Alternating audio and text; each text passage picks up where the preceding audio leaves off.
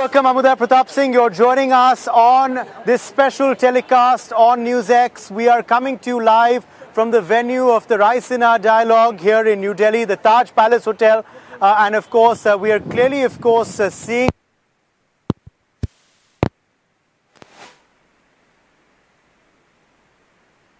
of India and Prime Minister Christopher Luxon of New Zealand. Today too, of course, has been no different with key sessions by the External Affairs Minister of India, Shankar, a host of foreign ministers from various other countries, including, of course, Hungary, Latvia and other European nations. Also, of course, we saw the US intelligence chief, Tulsi Gabbard, in attendance this morning. Also, a very key session by the Ukrainian foreign minister as well.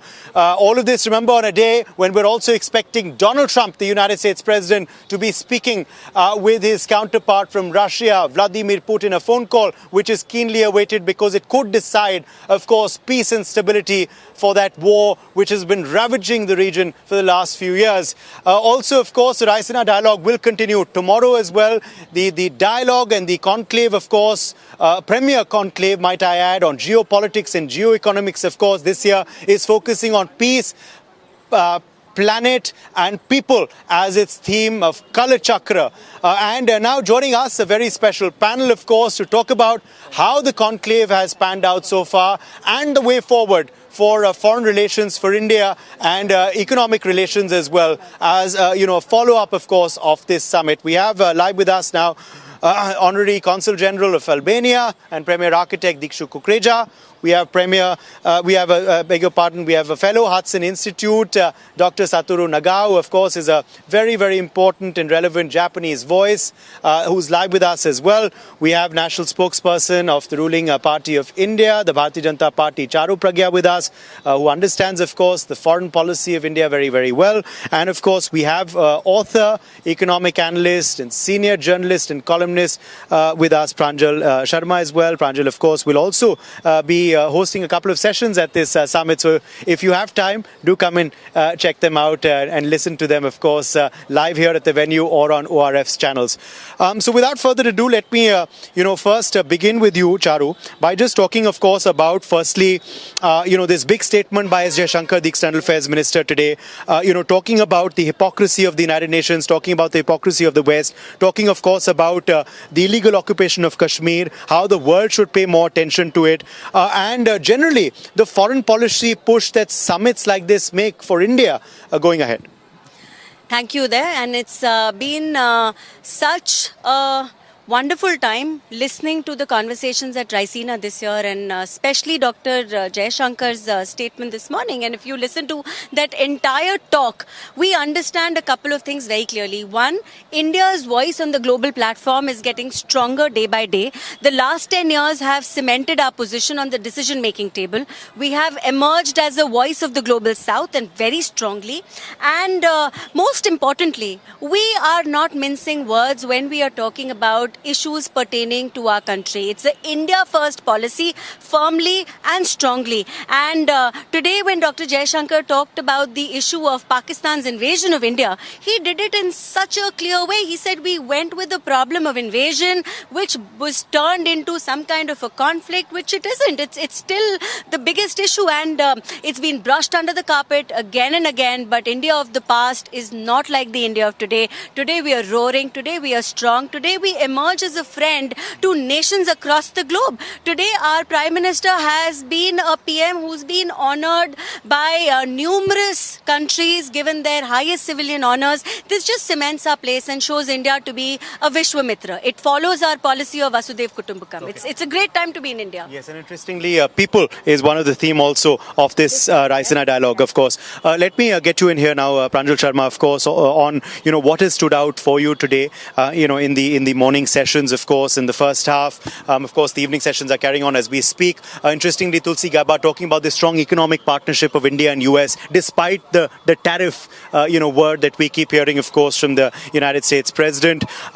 Where do you see, economic ties, trade ties, business ties, people-to-people ties going, between India and the world players that we've seen today on the stage? I think what is very clear is that India is now an economy to look at. There is a very clear focus that while we still, I think, are working to strengthen our capacity and capability. And you can see in the last decade, the current government has invested in capacity and capability. So which means whether it's manufacturing capacity or our talent capability, both are being invested in.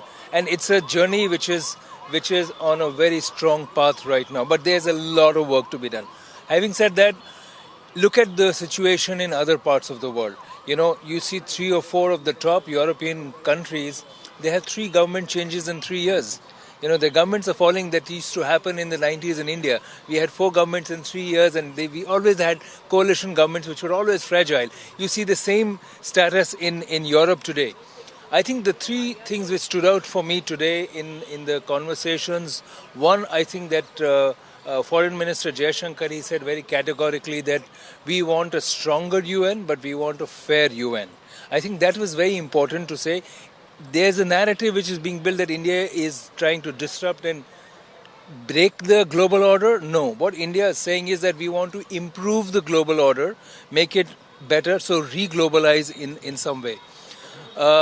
You know, the director of national intelligence of US, Tulsi Gabbard, she said also very interestingly that standing for peace doesn't mean standing for isolationism.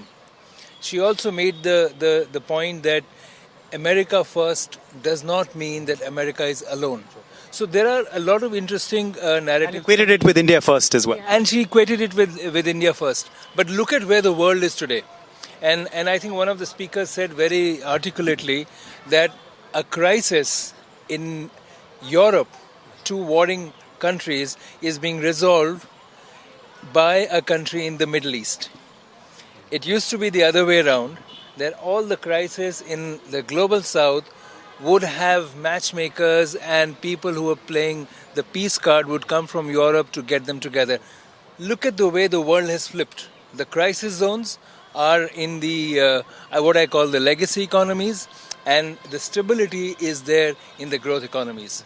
Okay, let me take that to you now, Dikshu Kukreja, again on what has stood up, would have been the biggest takeaways so far of what you've heard at the Raisina Dialogue 2025. Also, of course, following that up by asking you also about India-Albania relations going ahead as well. Where do you see things headed between the 2 countries, and have those conversations also happened on the sidelines of the summit?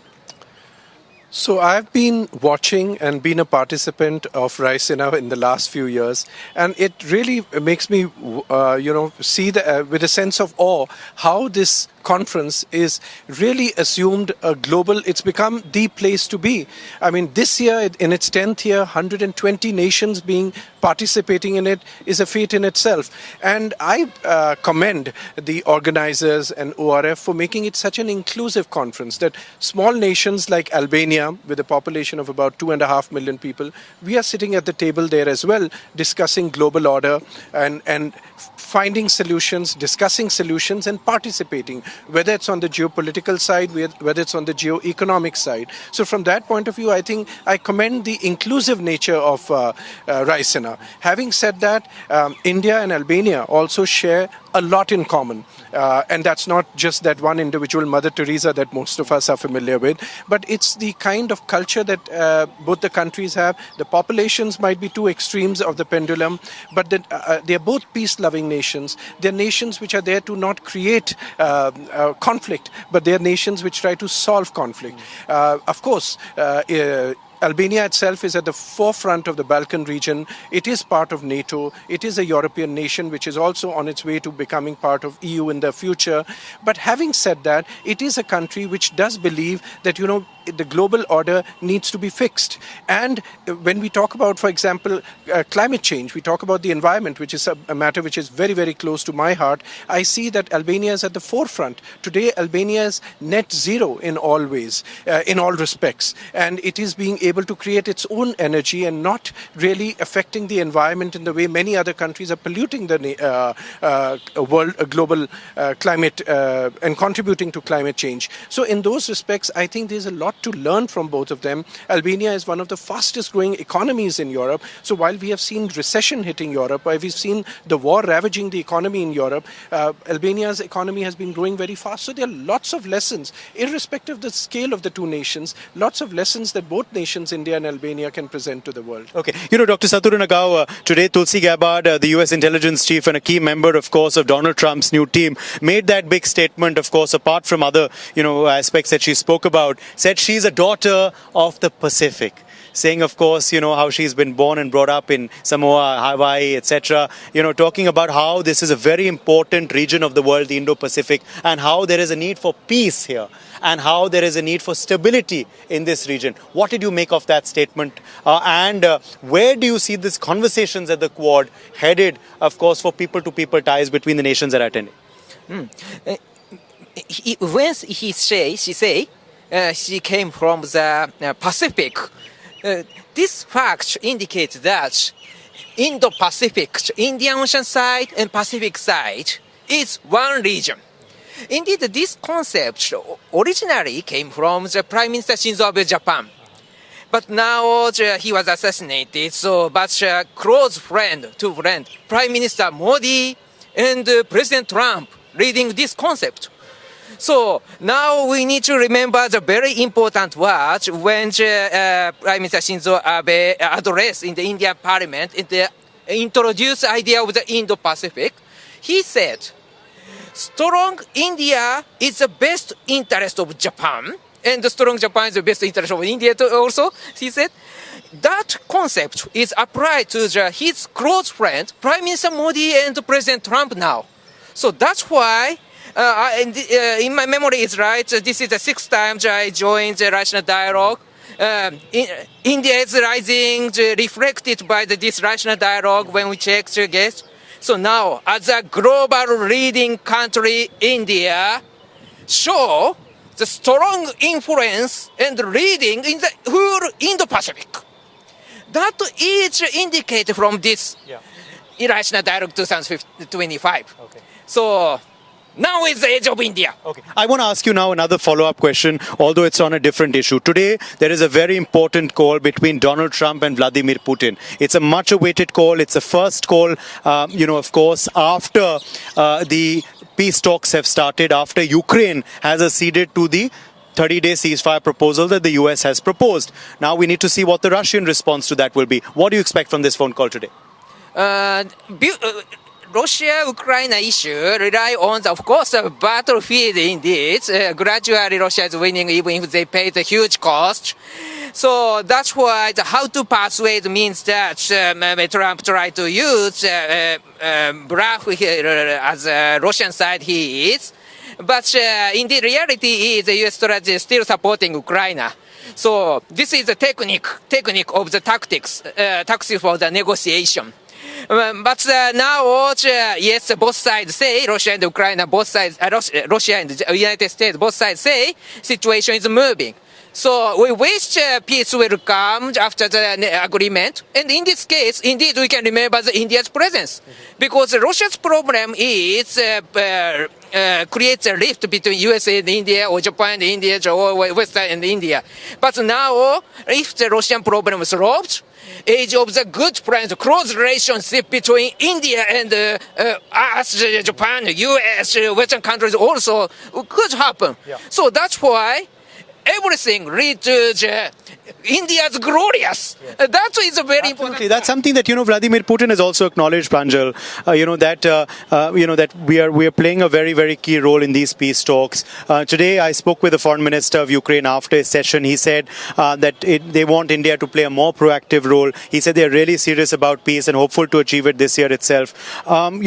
Are you also bullish about that? Do you believe that these talks that the US is leading in a very robust manner could bring it about? Are you also keeping a close eye on that meeting today? Or phone call today? I think it's very critical. I don't think there is an option. You have to end the war. I don't think anybody would say that we have to keep the war on. And I think Prime Minister said it very clearly. Every single stakeholder. The question is what will be the terms of ending the war. I think the real debate is about that. The perception one gets from the voices from Europe is that they are okay to prolong it until they get something which they feel satisfies their needs. But I think we have to rise. I think European countries have to rise above that to be able to say that, look, ending the war is the first priority. Ending the deaths of millions of young people has to be the first priority. All other negotiations can follow up. So I think that this is the first time since the war began that somebody is categorically asking for a cessation. I'm hoping that this will work. As far as India's policy is concerned, I think India is now representing a new theory of foreign policy of multi-alignment. If you were to look at it a few years ago, people would say, well, India is non-aligned. But we have come some way from being non-aligned to multi-aligned, which means that we do not believe in that famous George Bush line which said that you are either with us or against us. I think that binary should not be considered at all in today's world. The question is, how does India contribute to peace? India has offered itself because it has good relations on both sides. I'm hoping that this phone call will lead to something very constructive. Shankar, in fact, did give us a snapshot of how our foreign policy has evolved and what has actually shaped it today in this session. And in fact, the Hungarian foreign minister and other foreign ministers have acknowledged also India's, peace efforts to us on NewsX in our interviews that we've been doing with them. But, the theme also, apart from people, Charu, and people-to-people ties are very important. You know that as well. You've also tried to, hone that with Australia and other countries. But the other two themes are peace and planet. As far as peace and planet are concerned, how many strides has India made in the direction of a more fairer planet, a more greener planet, and to have a peaceful resolution to these conflicts? Thankfully, a truce in Gaza, although it's short-lived right now, and also, of course, hopefully the Russia-Ukraine conflict. So on both those points, Uday, I think we are poised at a critical juncture. So we are now a country which is a strong voice in G20 and BRICS and Quad. And some time back, nobody would have thought that this kind of a multi-alignment is even possible. India has made that possible. And, some time back when the Global Solar Alliance started, India started it. We are leading, in fact, doing better than what we promised. We've already become the fourth largest producer of solar energy globally. We are shortly behind on wind energy. So whether it is environment, whether it is ensuring that, every single promise that we make, not just to the people of India, but to the people of the world, India is doing wonderfully well. And like I said, this is a mindset of the leadership which is making all of this possible. When there is a will, we find a way. And India has been finding its way time and time again in the last decade. Okay. Before we move on, you want to give us a quick sneak peek? What are the themes you'll be touching upon in your sessions that are coming up, your next two sessions? One of the key issues which is developing and we are going to be discussing is the weaponizing of the digital markets, right? So how do you ensure that countries like India create this focus on tech sovereignty? Today, land borders don't mean so much. It's the digital borders which mean a lot. India is the world's largest open market democracy, right? China is a strong economy, but it's a closed, gated economy. Now, when you have AI and digital markets expanding across the world, how do you protect India? Now, everybody wants to invest in India and use the data of the people. India is a brilliant place for some of the biggest companies to test their concepts, their algorithms. Now, in the age of Gen AI, when everybody wants large data sets, how does India ensure that those data sets benefit India and not somebody else? There are questions of walls which are coming up. Therefore, the question of tech sovereignty. If a Gen AI LLM is owned by one country, will that be weaponized in the same way that, for example, SWIFT was weaponized by US against Russia at the beginning of the Ukraine war, right? So every country is now very conscious. That's going to be one of the key themes at Raisina on how do you ensure that there is fair play as far as technology and its impact on the economy. Interesting. I think there's a session on AI today itself with Ashwini Vaishnav, Union Minister as well. But Dikshu also talking now, of course, about how how do conclaves like this, summits like this lead to potential collaborations as well on the economic front? Do you see potential collaborations happening due to such summits in the spaces, say, of architecture, of real estate, sectors which you know very well, but also other aspects of our economy which will aid our GDP further?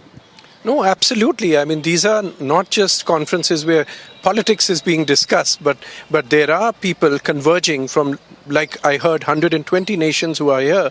So obviously they are coming from different interest groups, and the kind of diaspora that comes here is leading to conversations on the economic side as well. So I myself have been involved in, and I've been witness to many conversations which are about economic collaborations. And I think all these things propel economic growth for the participants, whether it's on the private sector, whether it's the government-to-government initiatives, but they definitely have a ripple effect. So I think basically it's all about communication. If you come to a common table, if there's a common meeting ground, opportunities emerge. And one is seeing that here on the economic side, that many initiatives, and these initiatives are not just bilateral, they are not just between two parties, but I'm seeing this on a multilateral level, and I'm also seeing it on a level of B2G. So the private enterprise and the government institutions or semi-government institutions are coming together and talking about collaborations. I want to quickly add to that before I get back, Dr. Nagao, the economic aspect of summits like this and potential collaborations that happen as well? So it allows people to explore and start conversations on business linkages. I think a lot of companies and policy and business leaders, when they come to India, they see for themselves what is happening on ground. The impact of DPI, for example. You can do 10 lectures abroad, but until they come and see how UPI works in India, how the various platforms it's been adapted. are working, it is being adopted. But one of the problems that India is facing is that India's story to the West is being interpreted by a category of media which filters it to a level which does not get some of the best developments to reach the audience. And therefore, I think it's very important for platform and fora like Raisina to bring people here in person to see the changes on ground in India. Okay. Let me just quickly touch upon sustainable cities, another theme that we've seen here ahead of that big key expo in Dubai. What is this theme of sustainable cities that we've seen focused on at Raisina today in the afternoon, also tomorrow in the afternoon? So Uday, what gives me extreme pleasure is to see that even in events like Raisina, cities, urban planning, these are issues now coming on the table. You never heard them before. I mean, tomorrow I'm participating in this roundtable conference here at Raisina, which is bringing in mayors from different parts of the world, different parts of the country, and discussions are about urban planning, lessons to be learned, global south to south cooperation. We do not have to believe in just solutions coming from the West. There are solutions, there are wonderful initiatives which are happening at city level in different parts of the world. So there are lessons we can learn, adapt to from within the global south to south region. And also with this, what I see very interestingly is the solutions are being looked at from the parameter, from the prism of climate change, from sustainability. And that, I think, is imperative. Because if we were to adapt to or try to adopt 20th century models of Western planning, I don't think that's the answer at all. So yes, it's good that these kind of discussions are happening, and it's high time we start looking at urban life and also the livability quotient of cities world over. Absolutely. We talk about smart cities here. Perhaps it's time also to look at how to make them more smarter by taking these examples and from more across. livable. And more livable and more sustainable also. Okay, final question to you, Dr. Nagao. On the Quad now moving forward in India-Japan relations in particular moving forward, where do you see the relevance of the Quad? Is it diminishing? Is it increasing under the new leadership of Donald Trump? And also, finally, India-Japan ties moving ahead? View from the Trump's policies, his long-term direction is indeed there are similarity between Obama, Trump, Biden, Trump indeed. So that's why maybe we do not need to worry about Trump's policy about bilateral negotiation to seek the deal by intimidation. By using intimidation. But at the same time, the view from India, this is a good chance, I believe. Because when we check the Raisina Dialogue, India has a global network. various countries get together in this place. This means that even if any U.S. president, under any U.S. president, India's connection with the global world exists, and especially close connection with the United States. In case of Japan, Japan do not have such kind of network. That's why I can say India has advantage. So that's why Age of India is coming every year. Every year India is coming, and Japan has a will to support it. The US has a will to support it because they are becoming the India indeed. So that's why India has a confidence, and the India can show confidence, and India will contribute the world. What kind of strategy India needs? That is the demands India needs to think. India's effort came from Indians in the world, and in this, India is winning. Okay. Okay. Finally. Okay, thank you very much to all of our panelists for joining us on this special broadcast. And of course, we'll continue this special broadcast by getting you a show tomorrow as well, of course, on the third day of the Raisina Dialogue. But for now, thank you to our viewers for joining us. And also, at the end of the day, we hope that these deliberations will not just stop, between the four walls of the Taj Palace inside, behind where I'm standing, or in these lawns where we're standing right here as well, but will continue to multiple international fora in the year ahead. And as always, India will set the tone and tenor for conversations to continue in these key sectors and themes of people, peace and planet. Goodbye for now.